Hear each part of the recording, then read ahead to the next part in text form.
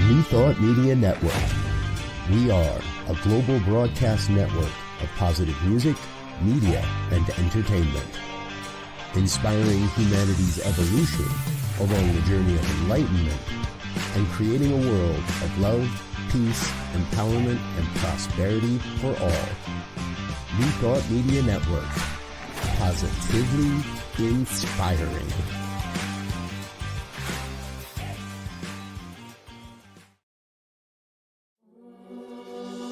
Free my mind, open my heart with the whispers of truth. To live a conscious life, to live a conscious life on the growing edge. On the growing edge.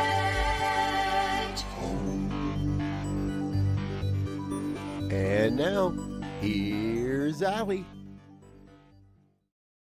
Hello and welcome to Growing Edge Live. I'm Allie Benjamin, and it is my great joy to be here today for another deep dive, a conversation with a soul-centered individual that channels their time, their talent, their energy, their resources, and their love into doing good works in the world. And today my guest is a beloved friend of mine. We have known each other for almost 20 years. I cannot believe it's been that long. Now, I want to read a little bit about my friend Tamara Descoryphées, because she's got so much more. You keep adding stuff, Tamara, so excuse me. I have to read. So Tamara is the founder of Beloved Feminine. She is a facilitator, mentor, and a champion for love. I love that. Tamara has a degree in history of the history of consciousness from US Santa Cruz. She brings a rare synthesis of intellectual inquiry, spiritual embodiment, and spiritual embodiment. Her depth is deeply rooted in decades of devotion, shaped by more than 3 decades of Lakota sweat lodge ceremony. I'm a little tongue-tied today. I think I'm trying to read too quickly. Bhakti tradition through sacred kirtan, and a lifelong practice of dance, yoga, and Pilates. These lineages, along with her studies in IFS, which is internal family systems, compassionate communication, Tantra, and biodynamic astrology, form the living tapestry of her work. She is a mother, a grandmother. Tamara lives part-time on the North Shore of Maui and part-time on the seacoast of New Hampshire. With friends and family across the globe, she travels often to connect with her beloved tribe. Her daily life is a sacred offering: prayer, meditation, movement, and the ongoing practice of choosing love. Welcome, Tamara. Thank you, Allie. It's really, really a delight to be here. As I was reading all of that, and I read it a day or so ago, it just connected me with your heart and brought up memories, snapshots in my mind of so many different experiences that I've had with you along the way. And as I read all that you've written, as I ponder all of my beloved memories and recollections, I got really excited about having this conversation, because I know that you have so much wisdom and so much guidance that is important for women and men, but women of our age, of any age really. And so I was really excited about having this conversation, because I want to deepen more into some of these things that we've learned together and separately that maybe I've forgotten about. So a lot was sort of tucked away. And I think for me, as I ponder our relationship and I ponder all these gifts that you have, I realized that a lot of what we've journeyed through together has sort of got covered over by grief for me. Yeah. And so I was really delighted because I'm ready to bring back some of these things that I'd almost forgotten were a part of my journey too. So, welcome again. I'm so glad that you're here. Where are you right now? I'm in Rye, New Hampshire. So it's the seacoast. And it's just entering spring. It's been like apparently I just got here from Maui, but it's been wet and rainy and cold. And it's a beautiful day and everybody's just buzzing with joy and excitement for the change of the season. So that's fun. Yeah. Yeah. And I do want to say, Allie, you acknowledge your grief, but I want to say I also went through grief in that time. I had a big journey with loss of health and loss of my 25-year marriage. So I think it's true. I think that has informed both of us and probably most of us in a 20-year span. So it's part of it. It is. Well, Yeah. let's start at the beginning. I'd love for my guests to get to know you. Mhm. Where did it all start? Where were you born? What was your childhood like?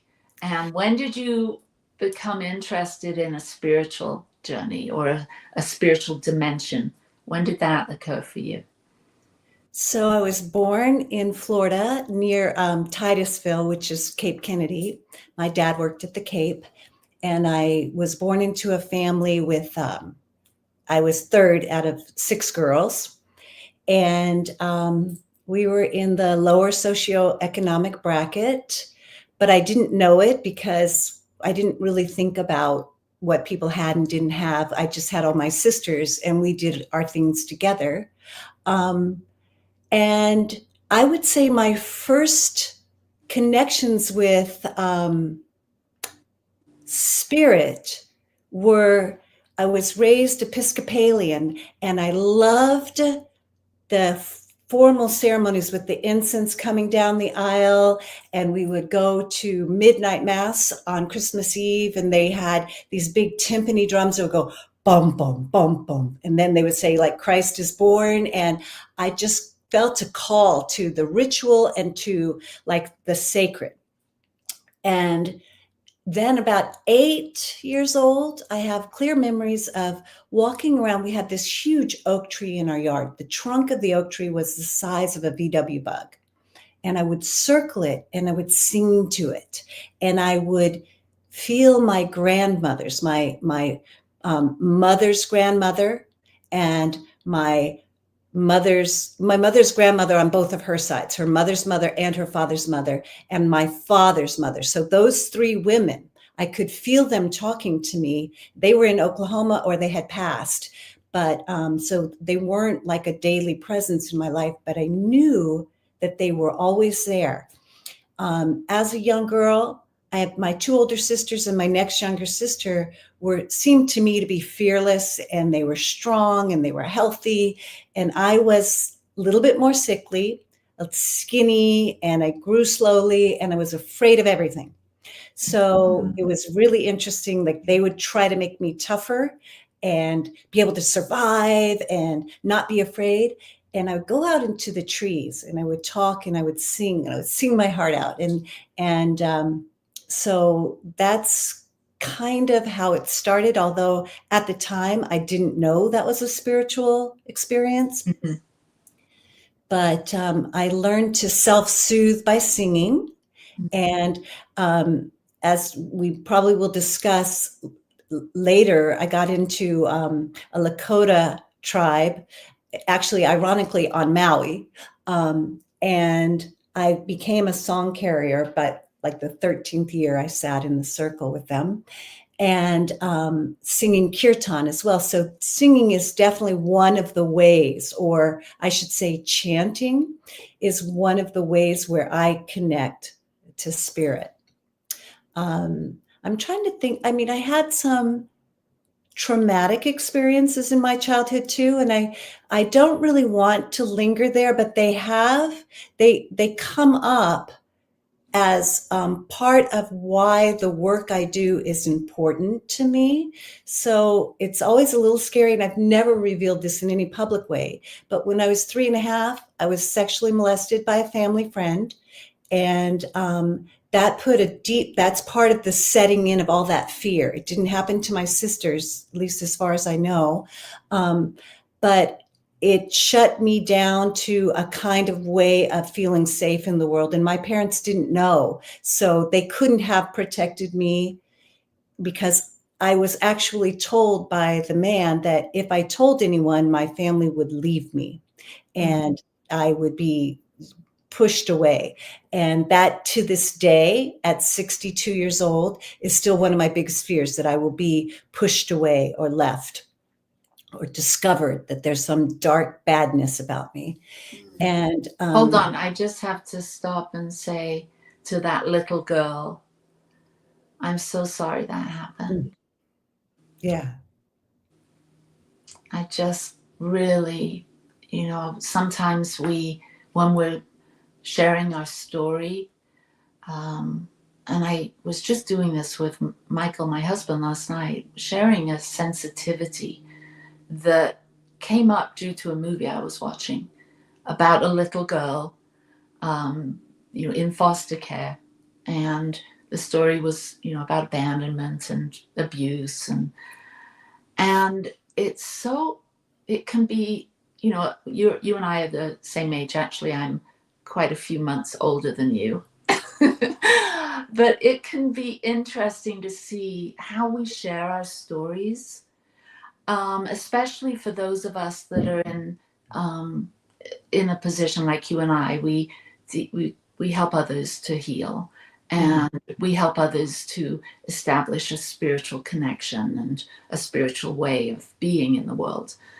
And I think that sometimes I can hear myself talking too quickly about my pain or my story. Yeah. And it's not, like you said at the beginning, I don't want to linger here with the details, but there's something in us that almost rushes through it to where it doesn't land.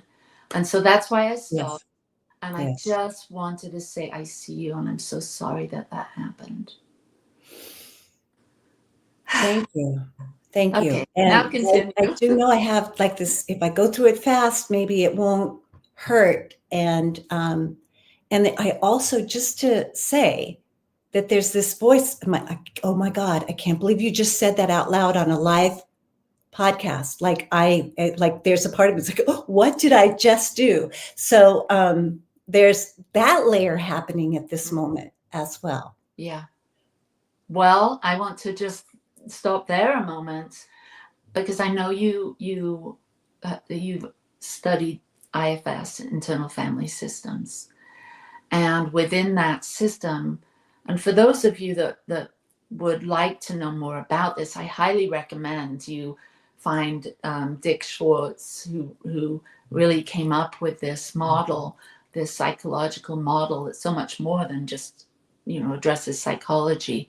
It's such a deep healing modality, to honor all these parts of us, the embarrassed parts that, what did I, the scared part that didn't want to reveal that deep, dark secret, or that, there's so many parts of us once we start this deep inner journey. And I'm seeing some of them, reacting to that big disclosure that you just made. And I'm hugging her too. Thank you. Yeah. And there's a miracle that has happened in my life from this story. And I have ADD, so it's hard for me to go linear, but I think now might be an okay time to tell it. When this event happened, and I was placed with a different family. Each of the 4 older girls were put with a different family for like a period of maybe 3 months while my parents had to go take care of an emergency. And so this family that I was placed in is where this event occurred.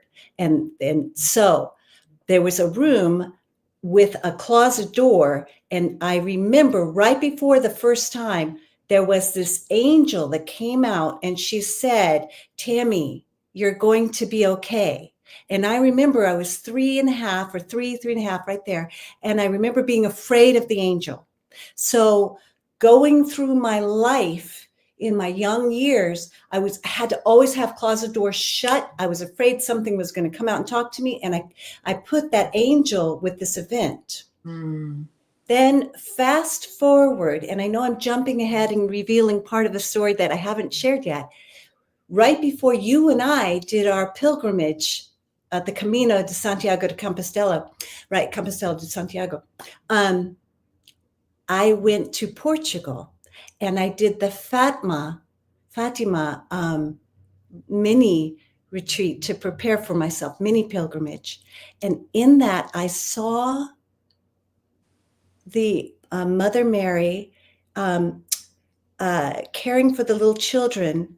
And I was guided through a ceremony where I went to talk to the little children to tell them they're going to be okay. And I realized that angel when I was 3.5 was me right then at 60. We were 60. It was our 60-year-old trip. So 2 years ago, right then had gone back in time to tell this sweet little baby girl, you're going to be okay. And I think that's like a living miracle. And so I'm so, all of us, all of our stuff brings us to the moments that we are now. But I'm so grateful to have this connection. And I know that some maybe 90-year-old version of me is looking at us going, go girls, you do it. Be you now. And share this and don't be afraid of your knowingness, and don't be afraid of your shadow, of your dark secrets. Mm-hmm. Yeah. I love that you bring this up, this sense of having, we live in multi dimensions. We think of us as being here on whatever day, Monday, May the 26th or whatever it is, 2005, 25. But there is still that little girl inside of you, inside of me, inside of all of us. There's that younger aspect that's still there.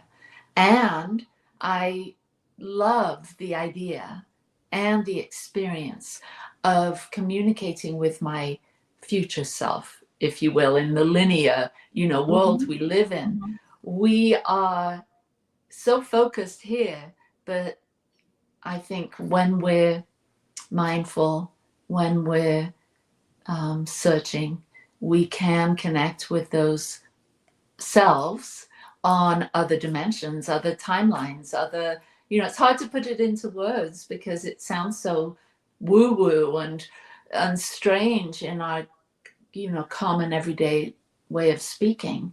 But I too have had those experiences when my higher self comes knocking and it speaks to me, and I know for sure it's me. It's not some stranger.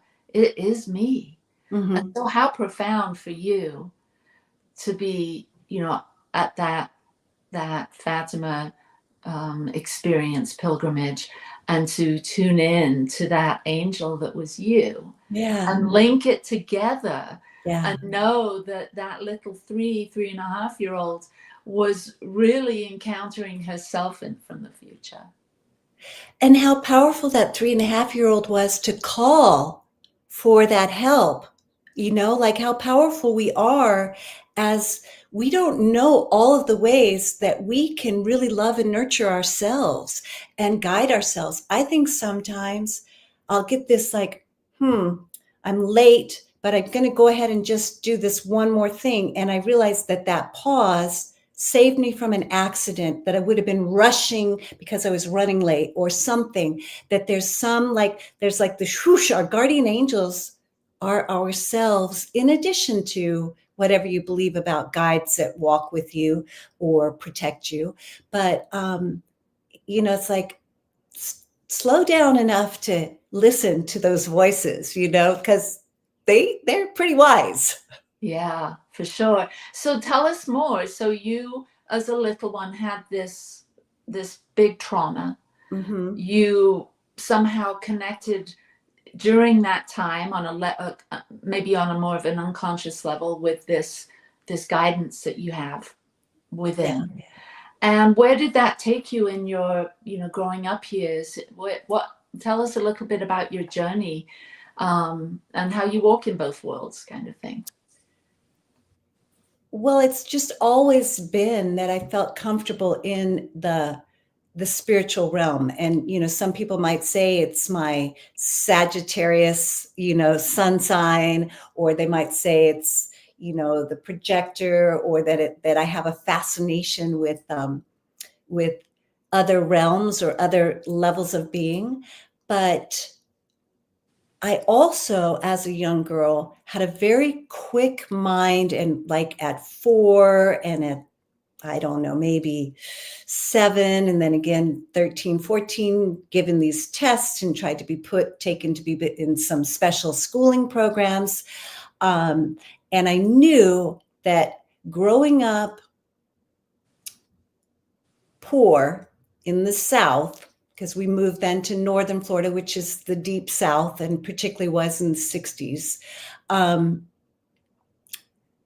was my ticket out of that was to use my brain.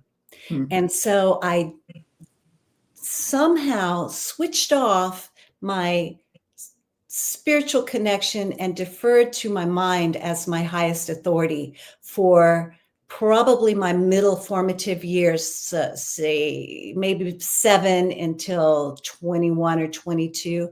It came with me. Like, I knew I loved the ritual still. I loved my own personal practice of dance and sing and how that made me feel. But I still thought my highest self, my most important self, was my mind and my ability to do well in school, to learn things quickly, to be someone who was a smart person, that, and particularly blonde hair, female in those years, it was hard for people to take you seriously. So I had to overprove, my worth to be taken seriously. And so I kind of stepped away from woo-woo things. But even that's not really true, because I chose a degree in the history of consciousness. Like, what is that, right? Like, I was studying world wisdom traditions and political philosophies on how we gather and why words mean what they mean, and what this culture uses this kinds of priorities and this culture that, and how do we come together as a people. So I think it was always there. I think it was just, I went academic with it for quite a few years, and that really delighted me. But getting from Florida, there was another deeply traumatic experience for me. My mother left our family on Christmas Eve when I was 16. And then my dad said, we're moving to California. It was just too hard. And we moved to California. And then he pretty quickly thereafter moved on to doing something else. And I felt I'm all on my own, and I got to figure out life. And it was, I would say, if you look at IFS or something, all the triggers came up, and I did my survival mode for the last of my high school years. And then I just said, I'm going to reinvent myself in college. And so, so that happened. I think if I was to give it one name now, it was like, you're tough, you can take it, you can do anything, you don't need anybody. And that set in, and I kind of had this, I'm a small person with like this, like, I'm so big, I don't need anybody kind of energy that carried me through most of my college years, I think. And you went to Santa Cruz. UC Santa Cruz, yeah. I actually got a scholarship to UC Berkeley, and en route to go visit friends in the spring before the next school year, my senior year of high school, I stopped by to visit some friends in Santa Cruz. And when I stepped, okay, this is one of my spiritual ways of being. I stepped on the soil at Santa Cruz, and I knew I had come home.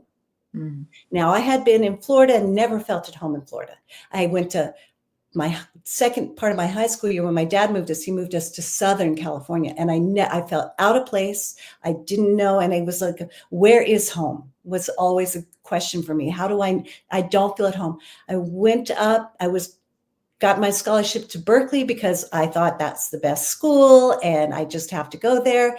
And on the way up, when I got to Santa Cruz, I'm like, this is where I want to be. This is home for me.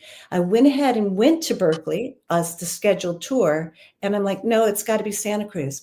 And the irony is I actually lost my scholarship because the scholarship was to Berkeley. So I had to pay for my college at Santa Cruz, but it was so important to me to go to Santa Cruz that I shifted it and did that. Yeah. Yeah. So, wow. Santa Cruz. yeah, it's a, the campus was formed in 1969 and I went there 1981. So it was only like its 12th year. And they had some classes where the students sat on the floor. And they just gave you a pass or a fail. And then instead of a grade, they wrote a 1-page evaluation on your performance in the class, like your participation, your written work, your test scores. And so it was an experiment with evaluation systems. I don't think they still do that. But what's your takeaway from all that? What's that? What's your takeaway from those years at Santa Cruz? Oh, good. Put me back on track. Well, the teachers that I met there that really opened my mind to this history of consciousness. I actually entered the university with a pre-psychology degree and was on the track to be a therapist. And midway, I got fascinated with like the evolution, the coevolution of language and thought. And I studied 4 languages, and I got really interested in conversations about why people come together and make rules or make ways of living together meaningful and harmonious and interesting. And so I think the fact that I got exposed to those teachers on a more hippie campus made the difference on how I went, because I was going full academic track and full, professional track. And I just went, nope, I got to write it my own way, do it my own way. So I think that was a big takeaway there. And I loved sailing. So I was on the sailing team. Well, we're going to take a short break, and then we're going to come back and see where Tamara went after she graduated with this new hippie vibe. Sound good? Yeah. Okay. See you in just a minute. Please help us say thank you to our organizational sponsors, including the Hefferland Foundation, Affiliated New Thought Network, International New Thought Alliance, Science of Mind Archives and Library Foundation, Center for Spiritual Living Denver, Center for Spiritual Living Midtown, New Thought Philadelphia, Planned Happiness Institute, Summit Center for Spiritual Living, One Heart Retreats, Center for Spiritual Living on the Lake, Unity Kitchener, Unity Spiritual Center Ottawa, Om Center for Spiritual Living, Satya Center, Begin Within Ministries, Center for Spiritual Living North Jersey, Unity of Savannah, and the Center for Spiritual Living Seattle, as well as all of our individual donors. Thank you for being part of the New Thought Media Network. Please like, share, and subscribe. New Thought Media Network, positively inspiring.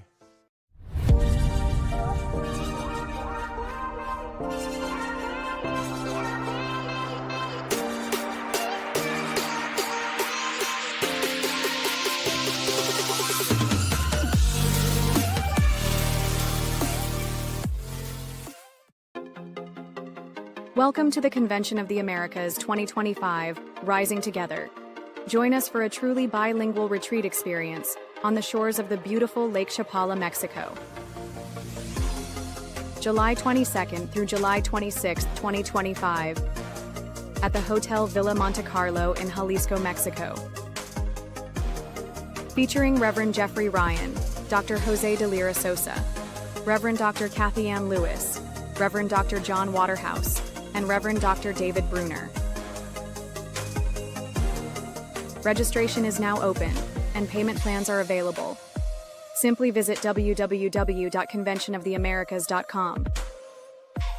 Come be part of a transformative gathering with powerful presentations, workshops, networking time, and just good old relaxing and connecting.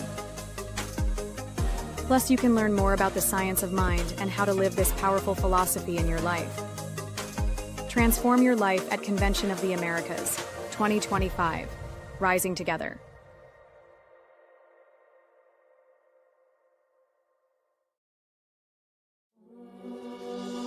Free my mind, open my heart with the whispers of truth. To live a conscious life, to live a conscious life on the growing edge. On the growing edge.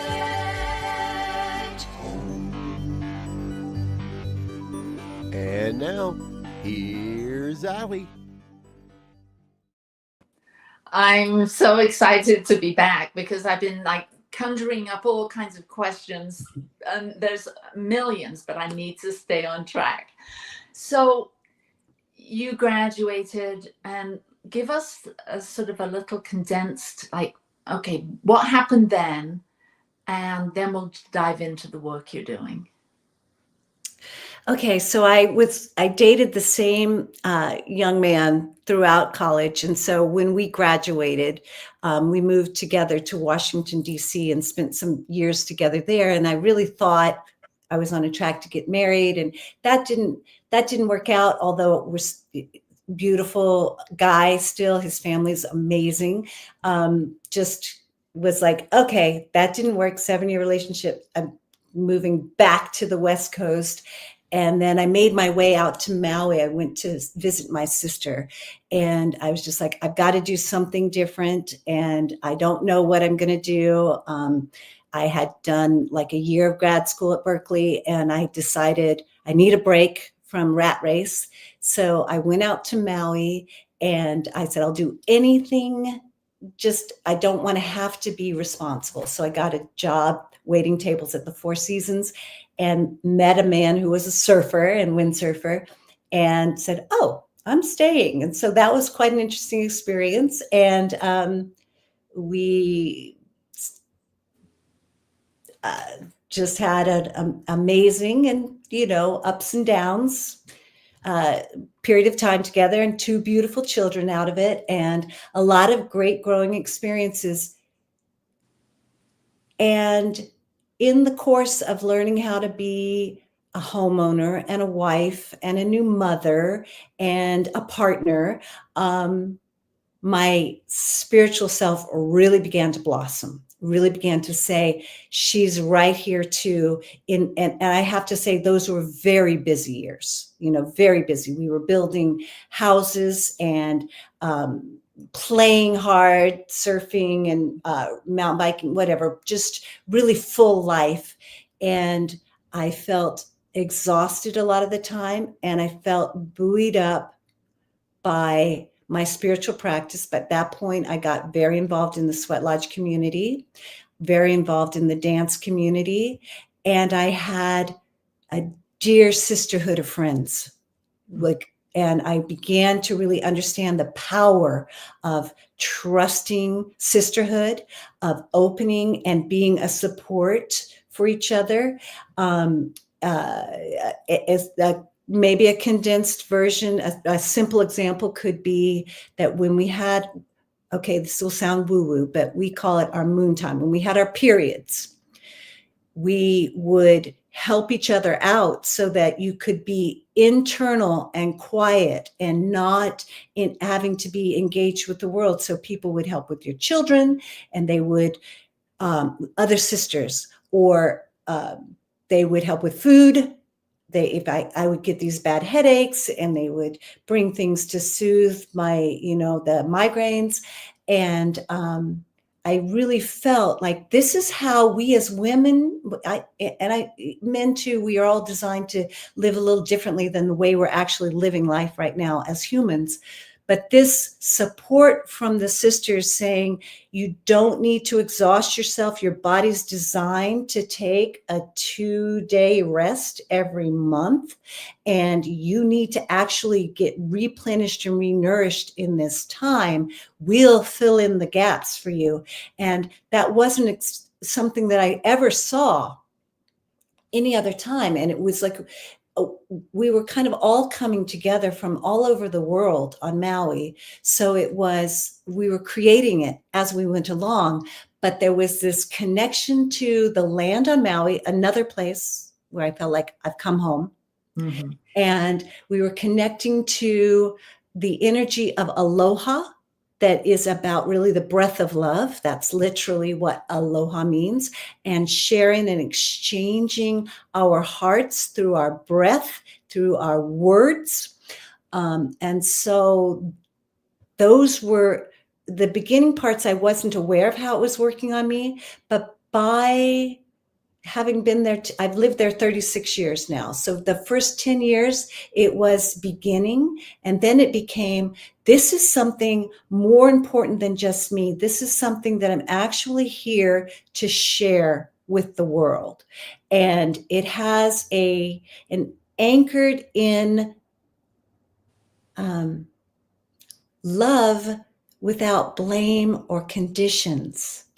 That is so important. That is actually our birthright for all of us. And if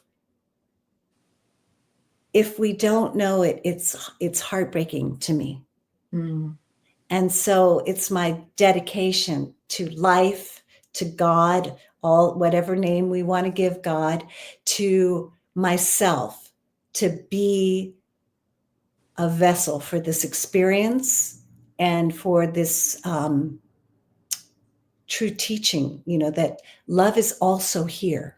So I would say it was through those were the actions that I was taking, being mother, being wife, being homemaker, building houses with my husband, playing hard.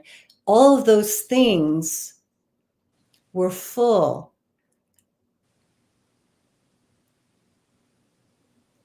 But, you can almost say they were distractions from the real truth. And so at a point later, all those roles that I had got stripped away almost simultaneously. Not mother stayed, but I got separation from my husband after 25 years.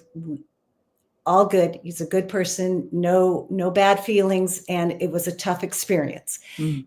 My mother died, and I got just completely wiped out with Lyme disease, almost completely bedridden. And that all happened in the space of a year. And so being able to be a teacher, being able to be an athlete, being able to maintain my businesses, being able to carry a thought, being a wife, being a daughter, all of those roles, all those ways I knew myself, gone. And I spent that time laying in bed in pain, and like I couldn't really feed myself or dress myself, and I was all alone. Empty nester. My kids, that's the piece. They had just left for college. So I was like alone in this house. I had to wonder if I wanted to stay on the planet or not. I had to choose. And my oversoul said, yes, you're going to still be here. But my human personality felt like I lost everything, that I had no value. And that experience, like having all those big, bold, bright experiences and then having them go away and having to dig and see, there's still brightness. I'm still bright. In fact, there's ways in which I'm brighter if I don't have to have the best story in the room. Right? Mm-hmm.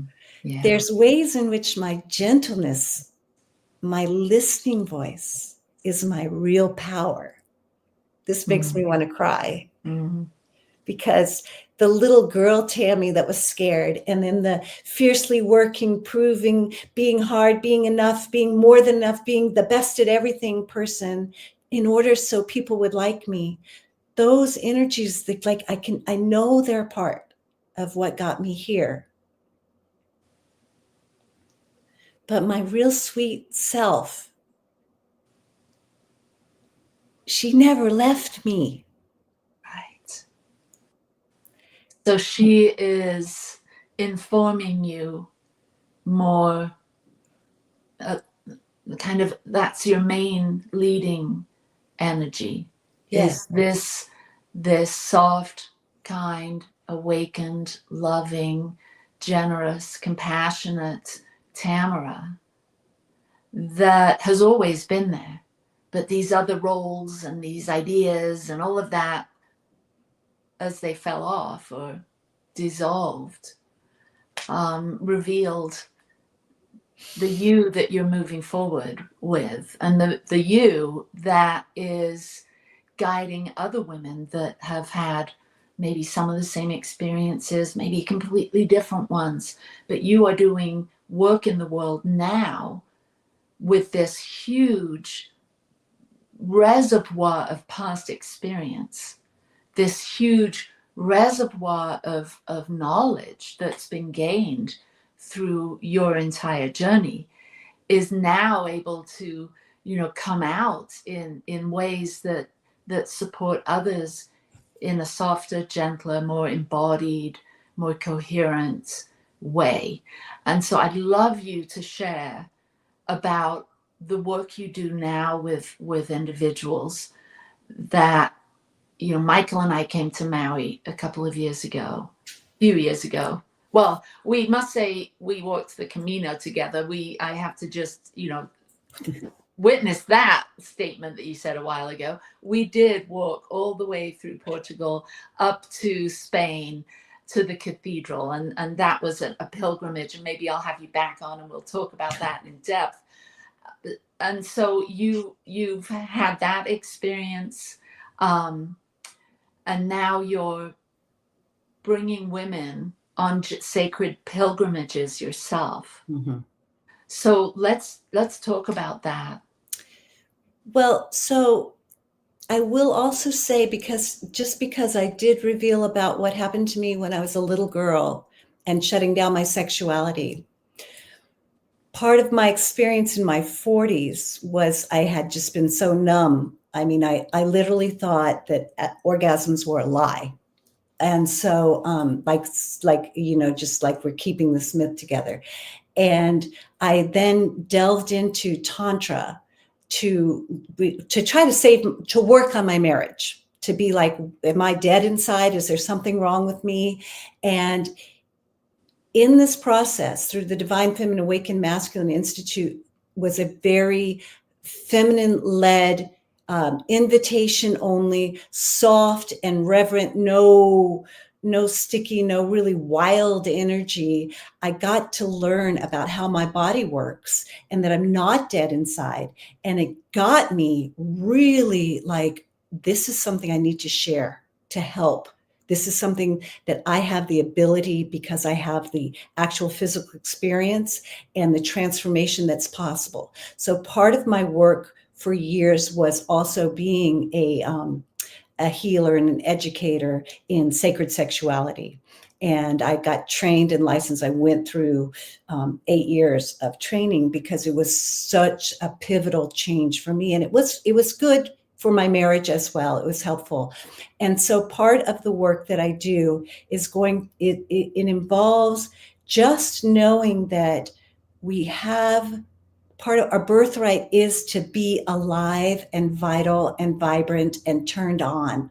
And if that's a connection that a woman may want to better understand in her second chakra or in her womb wisdom center, then I have developed and really chosen and really dived in deep to help with that. And I have helped couple thousand women. I've done quite a bit of that work, and I'm really grateful and honored to have been able to do that. The study, or the time that I spent, it wasn't study, just every week going to sweat lodges for so many years, I got the rhythm of the really indigenous or native path, and honoring and reverence for medicine. Now, in the Lakota lodge I was in, they didn't use any plant medicine. Tobacco was used as an offering, the sacred herbs of sage, sweetgrass, cedar, tobacco. But there was no ingestion of hallucinogens or mind-altering or psychotropic anything. But I got introduced to psilocybin, and it helped my mind connect with letting go of the clinches of my knowingness of the neocortex brain, and then understanding my body wisdom, my heart limbic brain wisdom, and my spiritual thing connection. So I work in very low and controlled doses with people who want to somehow move out of this 3D reality that has a hyper focus on the brain, on the neocortex aspect of being human, and to open and blossom within it. So those are things on the path that also I picked up and worked with. And I worked with it in a very reverential and sacred way, like putting the medicine on the altar before, weeks before you're going to use it, as you call in your own personal resources and guides to have the medicine work for your best and highest good. And I am, if anything, I'm a space holder for the best and highest good to come out.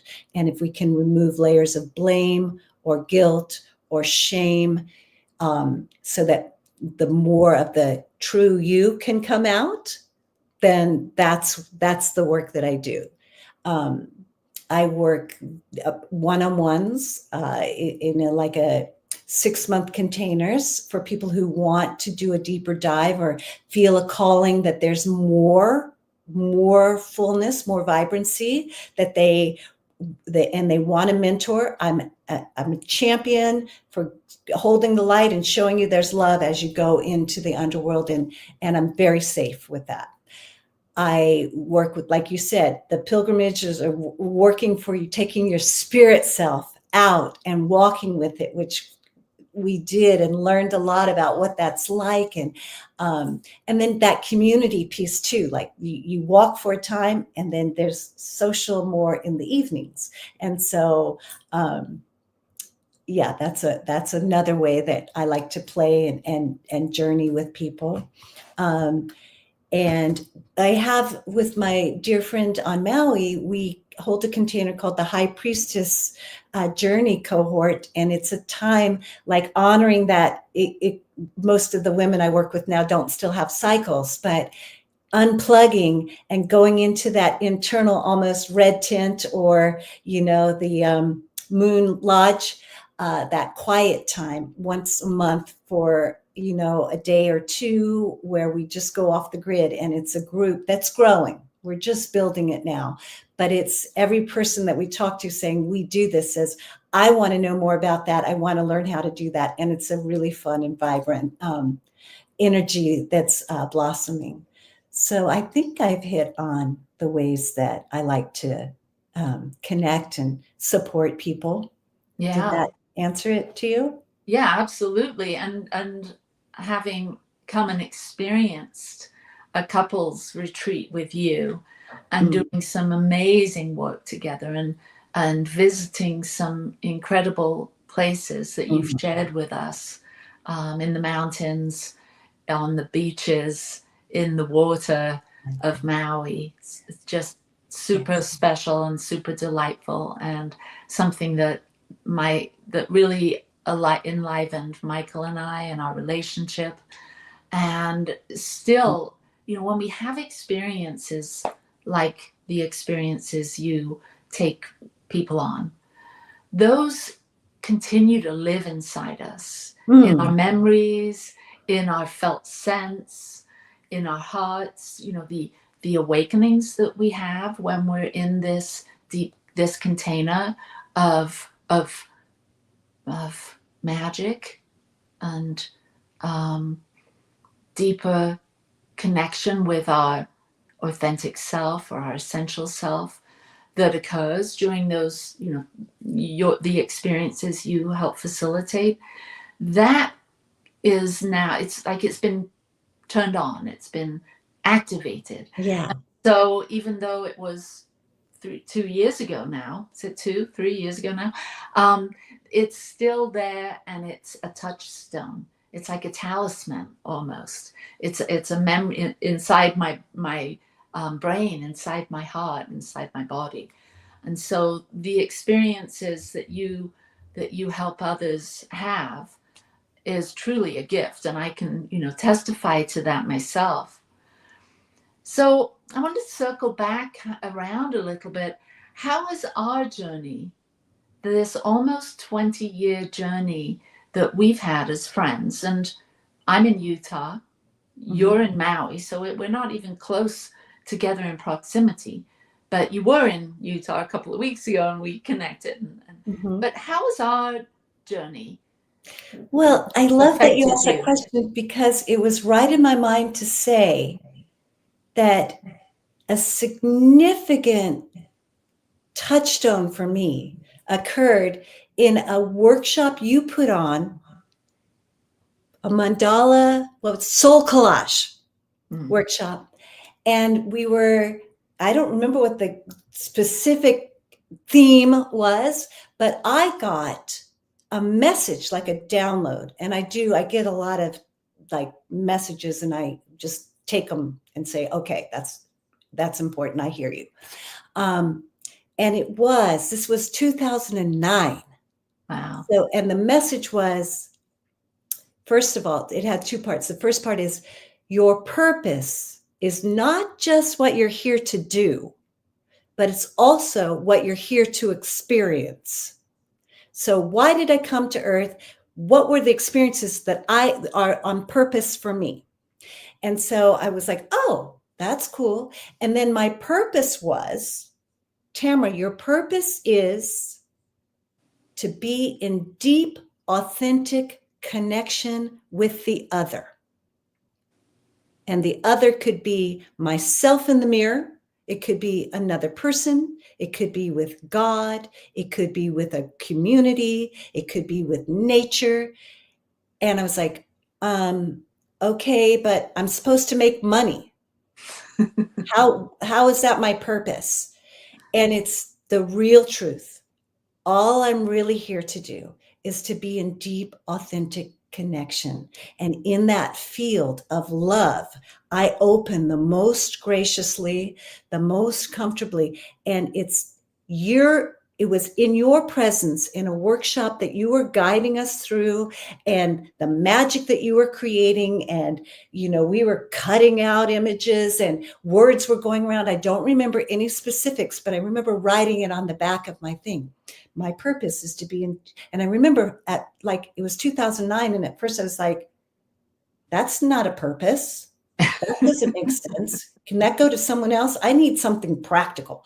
And so looping it around, that's a touchstone, because it's like, in your presence and in the container you created, I got the message from God. That's all you're here to do, honey. That's it. Just keep doing it. You'll find all the rest will work itself out. But keep showing up in every relationship. Be that love. Be interested in being that deep, authentic connection. Be real.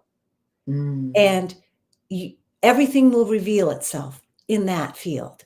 And so,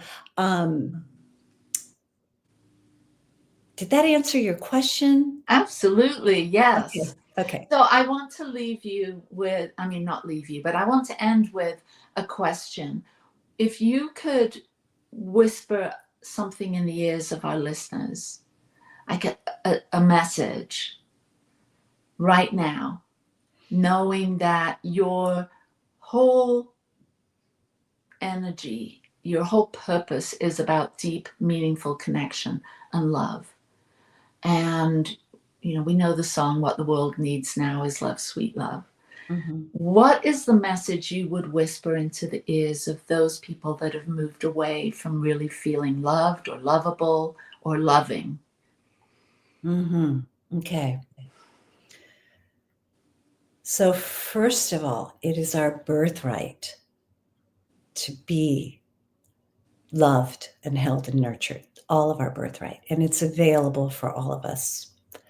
So, find the places, the moments, if it's a memory or if it's a quick exchange of an experience, put your attention on where you're actually feeling love and magnify it and believe it and let it be a truth in your day when everything else feels heavy.